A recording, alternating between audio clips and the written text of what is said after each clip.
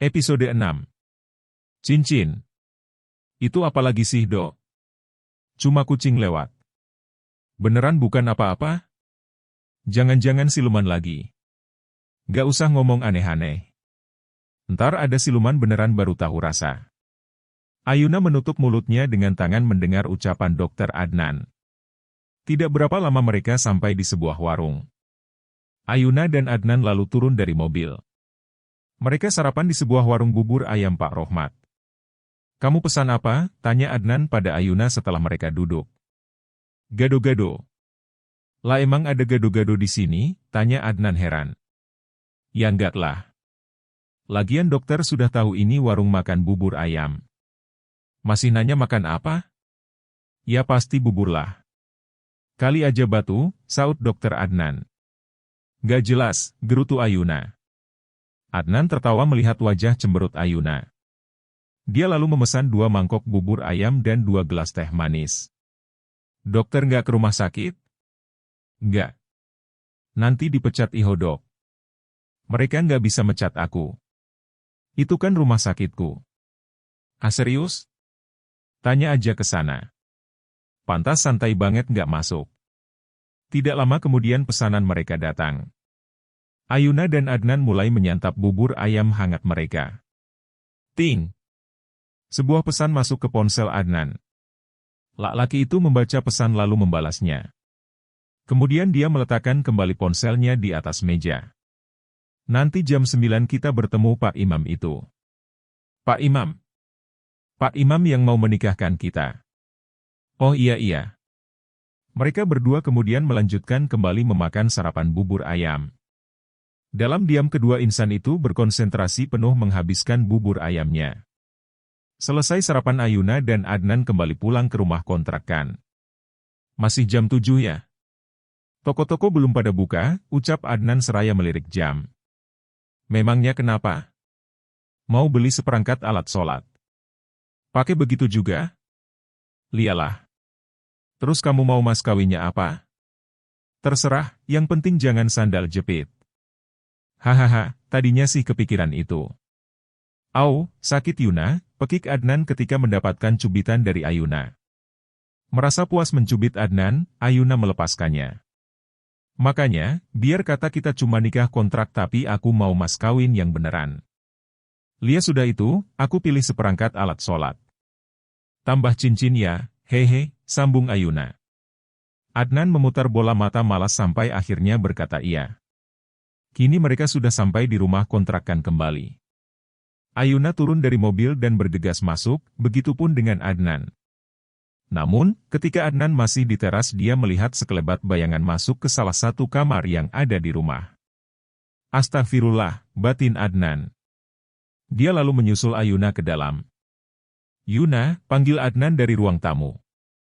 "Kenapa?" tanya Ayuna muncul dari ruang tamu sambil membawa segelas air putih. "Ayo kita keluar. Toko belum ada yang buka, Dok. Kita beli di pasar aja." "Hah, emang dokter mau masuk pasar? Lihat cepat." Ayuna meletakkan gelas di meja, kemudian menyambar tasnya di kursi. Ketika Ayuna sampai di pintu, praang! Gelas yang Ayuna letakkan di meja seketika pecah. Ayuna terkejut ketika melihat pecahan gelas yang berserakan di lantai. Tiba-tiba saja pecahan gelas berterbangan dan berputar seperti ditiupkan oleh angin puting beliung. Nafas Ayuna memburu, Adnan segera menarik tangan Ayuna keluar lalu menutup pintu. Praang! Bersamaan dengan itu pecahan gelas yang hendak keluar menabrak pintu yang tertutup. Adnan menarik Ayuna masuk ke mobil. Lalu menjalankan mobil meninggalkan rumah kontrakan. "Itu tadi apa?" tanya Ayuna yang masih terlihat shock. "Aku kan sudah bilang, kamu itu kemari tidak sendiri. Ada mereka yang mengikutimu dan mereka akan terus mengganggumu. Itulah mengapa aku mengikutimu sampai kemari untuk memastikan kamu baik-baik saja." "Ha? Dokter kok perhatian sama aku? Jangan-jangan dokter mulai tertarik denganku?" "HDU, hanya kasihan doang nggak lebih. Jadi nggak usah kepedean." Mereka akhirnya sampai di pasar. Masih pagi jadi pasarnya ramai. "Dokter nggak apa-apa?" "Nggak, ayo. Mereka lalu masuk ke pasar dan mulai mencari sebuah mukena. Sepanjang perjalanan kedua pasangan itu memperhatikan sekeliling untuk melihat apa yang mereka cari. Sampai akhirnya mereka pun menemukan tempat yang menjual mukena. "Mukena ini berapa bang?" tanya Ayuna sambil memegang sebuah mukena yang tergantung. "Oh yang ini 450.000 neng." "Buset mahal amat bang." "Ya iyalah neng, kainnya iho halus begini terus adem. Bisa ditawarkan gak?" "Oh bisa, minta berapa neng?" 50.000, seketika bang penjual dan Adnan menepuk jidatnya. "Gimana? Bisa nggak?" tanya Ayuna tanpa dosa. "Bisa neng. Kalau harga segitu ada kok mukenanya." Si bang penjual segera ke dalam mengambil mukena harga 50.000. Tidak lama bang penjual keluar kembali dan memperlihatkan mukenanya. Sebuah mukena dengan kain yang tipis seperti saringan tahu. "Ini dia neng. Bagus kan? Pas sesuai harga." Ayuna yang melihat itu terdiam dengan mulut menganga dan mata membulat. "Kalau yang ini ogah bang." Adnan hanya bisa menggeleng melihat kelakuan calon istri kontraknya. "Ya sudah bang, mukena yang tadi aja ya tolong dibungkus," ucap Adnan. "Oke pak, siap." Si abang penjual lalu membungkus mukena yang dibeli. Adnan lalu memberikan 5 lembaran uang merah pada bang penjual. "Ini bang, ambil aja kembaliannya." "Wah terima kasih ya pak. Semoga pernikahannya lancar terus menjadi keluarga samawa selalu." "Amin," ucap Ayuna dan Adnan bersamaan tanpa sadar. Kok amin?" tanya Ayuna tersadar.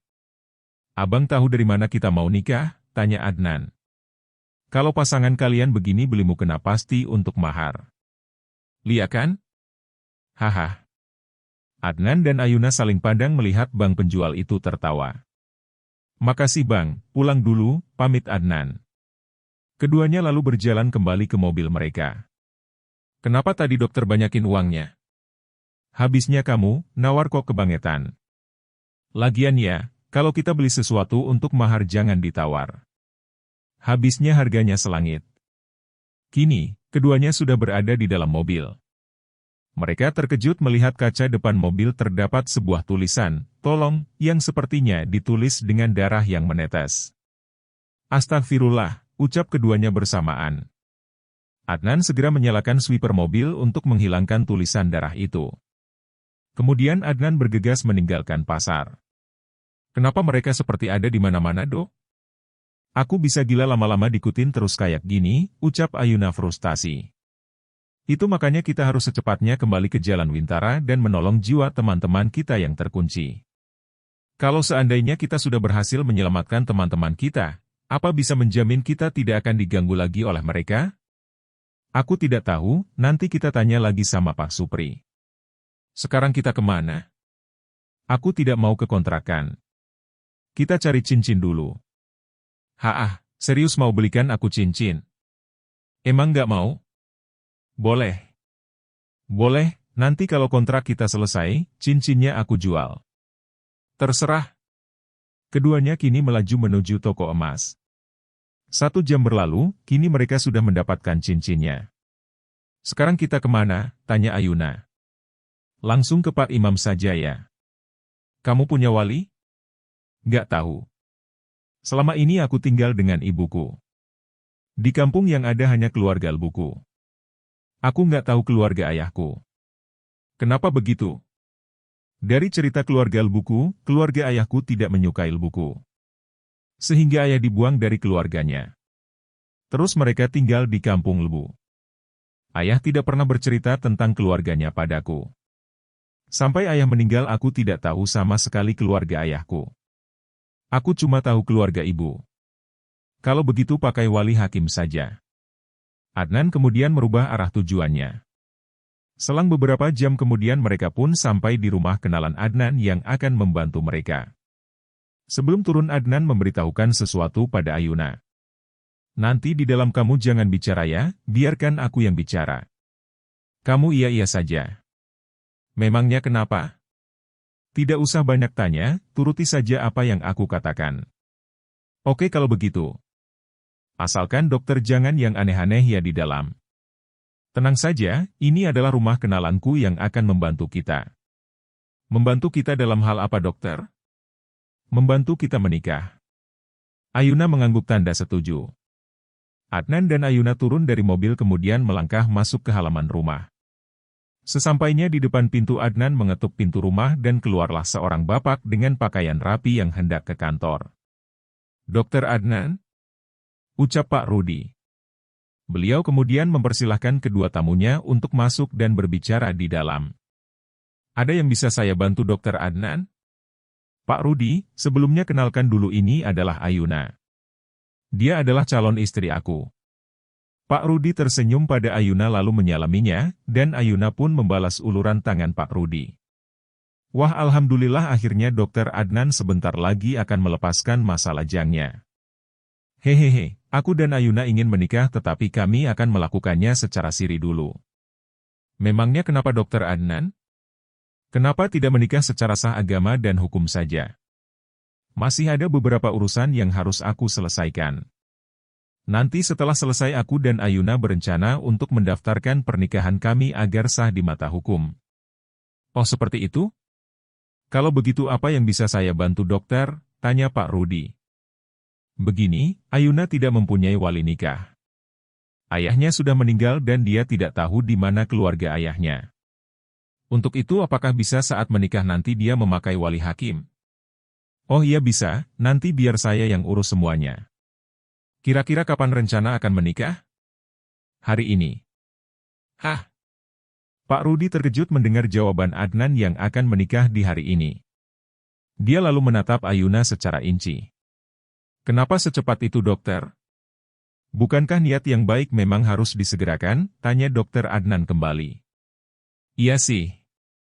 Baiklah, kalau begitu akan saya urus secepatnya. Nanti akan saya kabarkan kembali jika sudah siap semuanya." "Terima kasih Pak Rudi, Bapak memang bisa aku andalkan." Adnan dan Ayuna pun pamit. Keduanya kemudian kembali masuk ke mobil. "Aku malu banget tadi," ucap Ayuna dengan wajah cemberut. "Malu kenapa?" tanya Adnan. "Itu waktu teman dokter kaget kita akan menikah hari ini.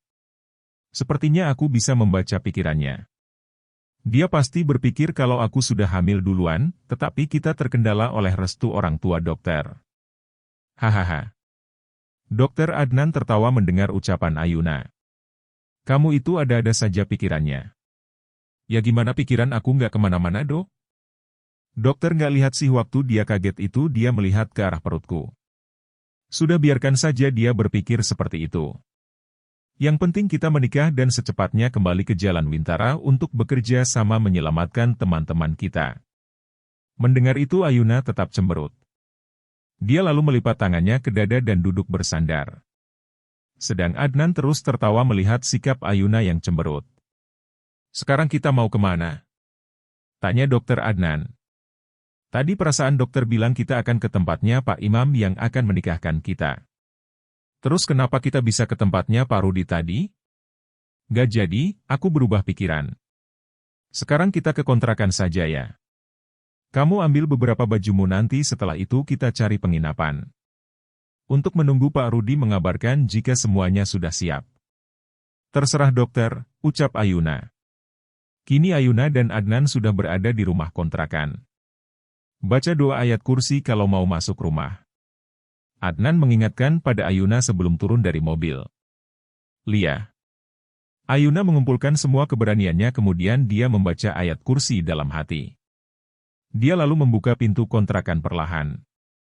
Ayuna terkejut ketika melihat pecahan gelas yang tadi dia tinggalkan sudah tidak ada. Bahkan gelas yang dia lihat pecah tadi utuh berada di atas meja masih dengan airnya.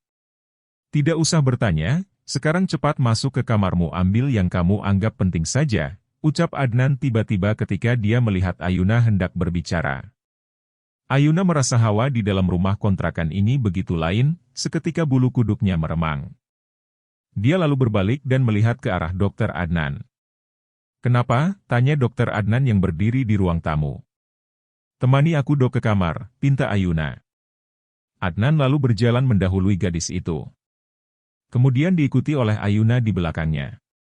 Di dalam kamar lagi-lagi Ayuna merasa hawanya sangat beda. "Cepat ambil bajumu dan barang-barang penting lainnya." Ayuna lekas mengambil tas dan memasukkan beberapa lembar bajunya. Setelah merasa cukup, Ayuna keluar dari kamar diikuti oleh Adnan. "Ayuna, aku pipis dulu ya." "Aku tunggu di luar ya dok," ucap Ayuna sambil melangkah keluar. Sedang Adnan bergegas ke kamar mandi. Saat di dalam mobil, tidak sengaja Ayuna melihat ke arah kaca spion yang ada di dalam mobil. Nampak sosok perempuan duduk tepat di belakangnya dengan rambut yang menjuntai ke depan menutupi wajah. Sosok inilah yang semalam berada di dalam cermin kamarnya. Ayuna mencoba mengucek matanya lalu melihat kembali ke kaca spion. Sosok itu masih ada. Tubuh Ayuna gemetaran, mengeluarkan keringat dingin. Gadis itu mencoba memberanikan diri untuk menoleh ke belakang.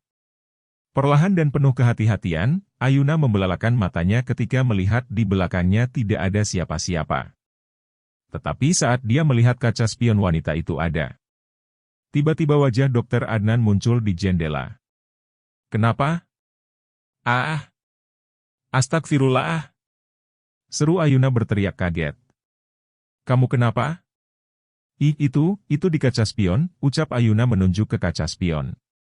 "Aku sudah bilang jangan pernah melihat cermin. Karena sosok itu selalu ada di cermin." Tiba-tiba, Ayuna merasa lehernya dicekik. Ternyata sosok hantu perempuan itu mencekiknya dari belakang. "Tolong," ucap Ayuna dengan suara tercekat akibat cekikan hantu itu. Ayuna berusaha memegang lehernya, berusaha melepaskan tangan yang mencekik lehernya. Tapi, dia tidak merasakan sebuah tangan di lehernya. Adnan masih berzikir setelah itu melempar tasbih yang dia gunakan berzikir tadi ke arah belakang. Tasbih itu tepat mengenai kepala hantu perempuan. Adnan masih terus membaca doa, dia melihat hantu itu berusaha melepaskan dirinya yang terikat oleh tasbihnya. Tiba-tiba hantu itu berubah menjadi kepulan asap dan hilang. Adnan bernafas lega ketika berhasil mengusir hantu tersebut. Dia lalu menoleh ke samping melihat keadaan Ayuna. "Astagfirullah. Ayuna, seru Dr. Adnan. Bersambung.